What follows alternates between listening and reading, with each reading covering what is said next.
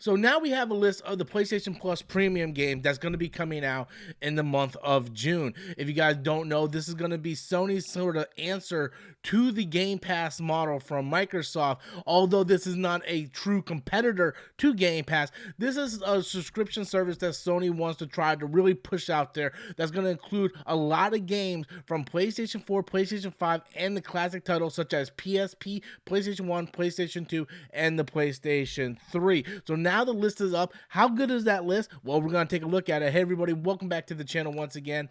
If you guys are finding me for the very first time, please do me a massive favor. Smash that like and subscribe button. That way you guys can stay up to date on all future content here on the channel. So I have the list of the games that are coming out. Now, just to kind of go through this article a little bit, Sony said that a lot of these games will be enhanced with special quality and life improvements, some better graphics, better menus, and all that type of stuff with rewind features and everything to help save the progress through any point of the game. This is the PlayStation Plus premium subscription that's going to include PlayStation 4, 5, like the entire library from everything from PlayStation minus Vita. They still don't acknowledge Vita. Now, originally we were said that there's going to be up to 700 games, or if not over 700 games. Obviously, by looking at this list right here, you can tell this is not 700 games. So does that mean there's going to be more games that aren't listed and these are just some of the games? Well, hopefully that's the case, because if this is the actual list, to me, this is not worth the money.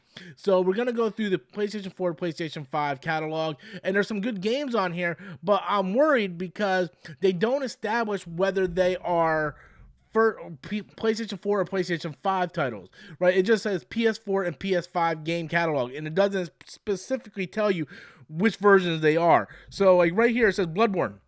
Great game. Then you get down here to Death Stranding and Death Stranding Director's Cut. Well, which version of Death Stranding are we getting? Are we getting the PS4 or PS5 version? Same thing with Ghost of Tsushima, right? Great game. Are we getting the PS4 version or are we getting the PS5 version? And then the same thing can be said with Spider-Man and Spider-Man Miles Morales. Fantastic game.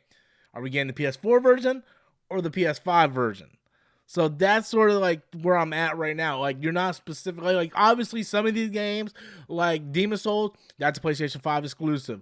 Returnal, that's a PlayStation 5 exclusive. So we know that those are PlayStation 5 games. But what about these games that are multi-platform, like Ghost of Tsushima, Death Stranding? Like, are we getting the PS4 version or the PS5 version? Because that's a huge thing, right? Because I want to be able to play Ghost of Tsushima Director's Cut on the PlayStation 5. Same thing with Death Stranding. So that's one thing that I kind of want to know about. Third-party games, we got Assassin's Creed Valhalla. If you're an Assassin's Creed fan, Final Fantasy 15 Royal Edition. If you're a Final Fantasy fan, Guardians of the Galaxy, Mortal Kombat 11, NBA 2K22, Resident Evil. Doesn't specifically tell you which Resident Evil. It just says Resident Evil. It doesn't say 8, 7. Doesn't say 2. It doesn't say anything. It just says Resident Evil.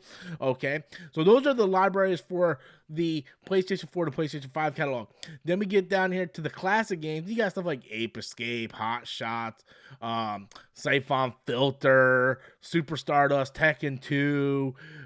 Just, I mean, none of these games are jumping out at me personally. Dark Cloud I really liked as a kid.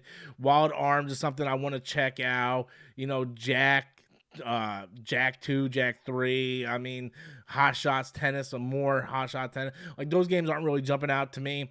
Third party partners, you see they got Borderlands, the Handsome Collection, BioShock Remastered, Lego Harry Potter Collection. Again, none of those games are games that I don't already own right now that are jumping out at me. Then you look at the PlayStation 3 games that are streaming only, and you got stuff like Demon's Souls, Infamous 1 and 2, Ratchet and Clank, Resistance 3. I don't know why. Like, where's Resistance 1 and 2? Why are you going straight to 3? You know, where's Metal Gear Solid 4? You know, where's all these great games? Third party games, you got Castlevania Fear, Lost Planet 2. Again, where's Lost Planet 1? Ninja Gaiden, Sigma. It's just weird lists, right? It's a weird list. It's like they're going for these weird ones. Then you got like time trials for Lost Legacy, Forbidden West. Then you got third parties, Cyberpunk 20. These are all just game trials right here. And that's pretty much makes up the list right there of all those. And as you can see, to me, those are a very disappointing list when you talk about when they first announced this thing, that there was going to be a curated list of 700 plus games spanning anywhere from the PlayStation 1 to the PlayStation 5. And we were coming up with, like we wanted Final Fantasy, Crisis Core, Metal Gear. Like, where are the Metal Gears, right? Metal Gear Solid 4 is like dead on the PS3. You can't get that game anywhere else. What about Crisis Core? It's stuck on the PSP. You can't get that thing anywhere else. Like where are all these great RPGs from the PlayStation Classic era? You have great relationship with Square, so why couldn't you get the Final Fantasy library on the PlayStation 1 Classics Edition with some of these other great RPGs from the PlayStation era? Right, you have Metal Gear, like Metal Gear 1, 2, 3, 4. The entire library of Metal Gear belongs to PlayStation for the most part. I mean, obviously they don't own it. Konami owns it, but those were games that are on the PlayStation. Metal Gear Solid 4 is stuck on the PlayStation. Like, where's the Metal Gear acids from the PSP?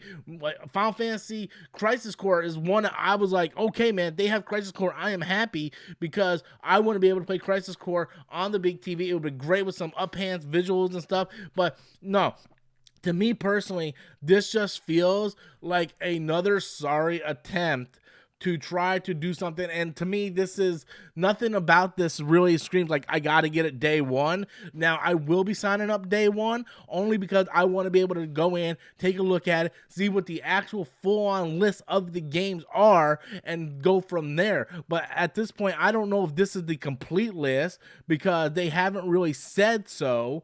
But there was supposed to be up to 700 games coming out on this thing day one. This is clearly not a 700 game list, and the games that are on this list, I can pretty much give or take minus a couple. Like, I would like to have Demon's Souls. I would like to have Returnal. I really would like to have these director cuts of Death Stranding and stuff like that, but you're not telling us whether the PlayStation 5 copies, PlayStation 4 copies. To me, when you look at this, and even though this isn't supposed to be a direct competitor to Game Pass is a much better value. It's going to be cheaper. You get more games, better games, day and date games, exclusive games.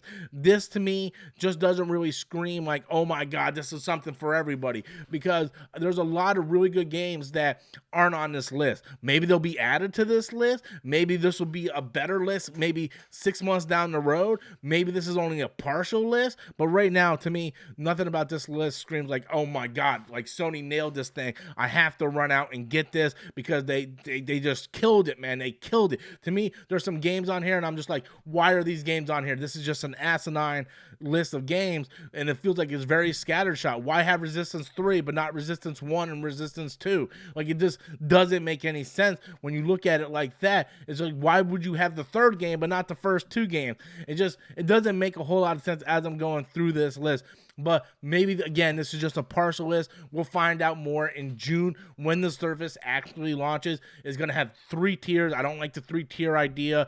It's just, it complicates things for the average user that doesn't need to be complicated. But that's just my thoughts on it. I want to know what you guys think. How do you feel about this list of PlayStation Plus premium games that are going to be on the service? Are you going to be signing up? If not, tell me why in the comment box below if you're going to sign up or not sign up. I want to hear your honest opinion. Until next time, guys, as always, I'm Robert Storms, and that's my opinion.